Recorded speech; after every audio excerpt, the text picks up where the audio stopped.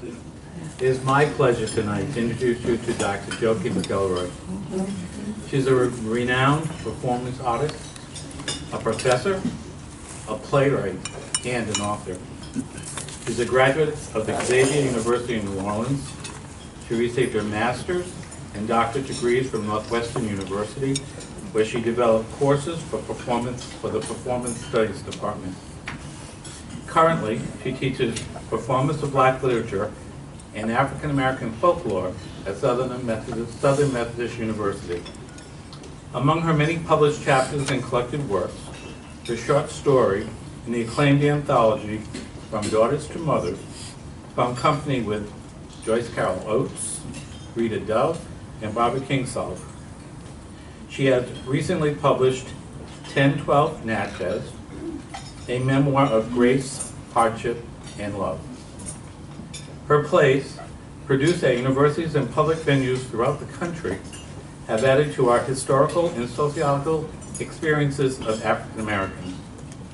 A Ford Foundation Fellow, the founding director of the annual Folk Art Festival, Back Home with the Folks, and the director of the Cultural Workshop of North Chicago, Dr. McElroy is the recipient of the President of the United States Youth Opportunity Award.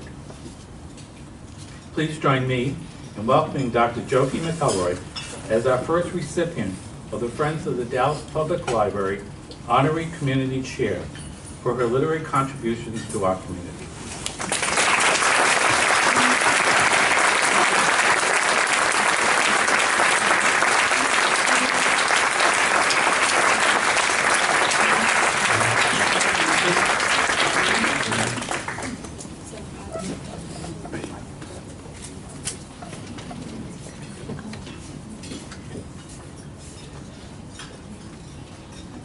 Good evening.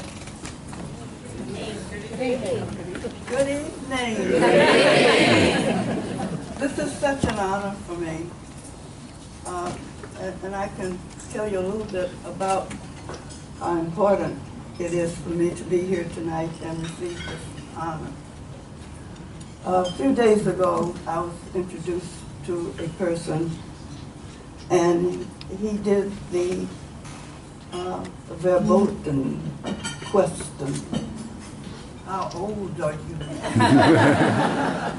I didn't understand at the time that he was working on something and needed my age. He didn't tell me. And so I said, when I was growing up, the tallest building in Dallas was the Magnolia Building. And the Pegasus flew around on the top. He said, wow, that's a long time ago.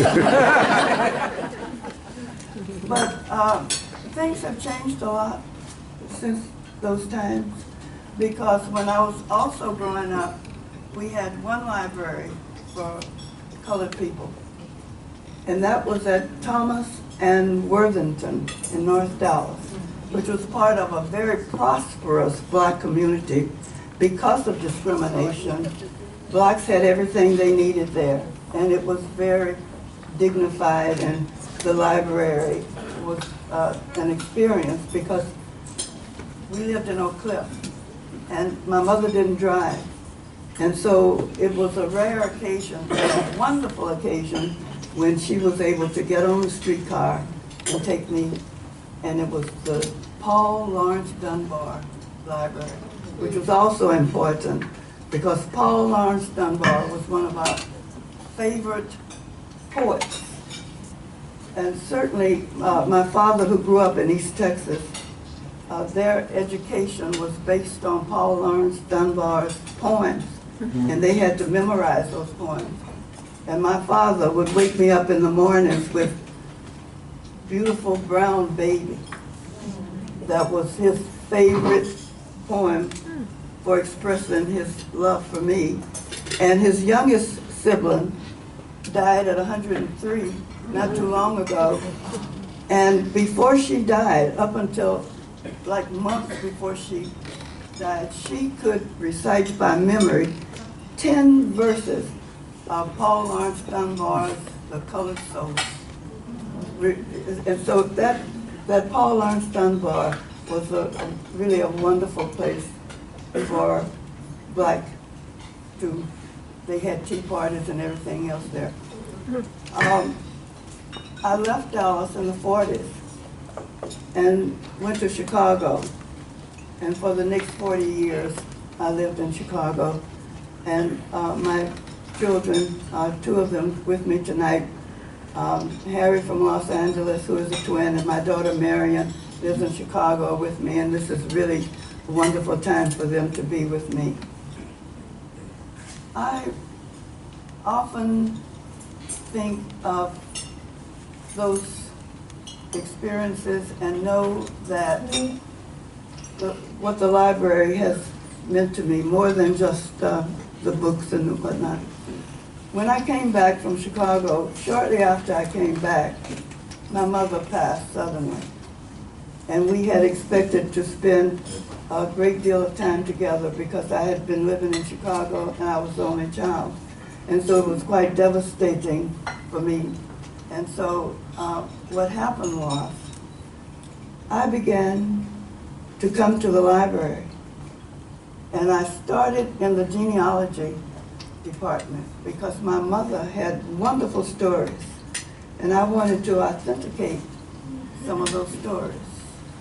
And so, and Dallas, by the way, has one of the greatest genealogy departments in all of the U.S. And so, when I wrote, my mother was a storyteller. She was full of stories. And she kept telling me that I should write a book because my life has been so adventurous and so extraordinary. And every time I would call her and tell her, you know, I'm in Nairobi or somewhere, and she said, girl, you better write that stuff. And so finally, after she passed, I realized I had to get going. And my book, the memoir, is 1012 Natchez. I advise you, if you don't have your copy, buy it, or if you have one, buy one for your friend.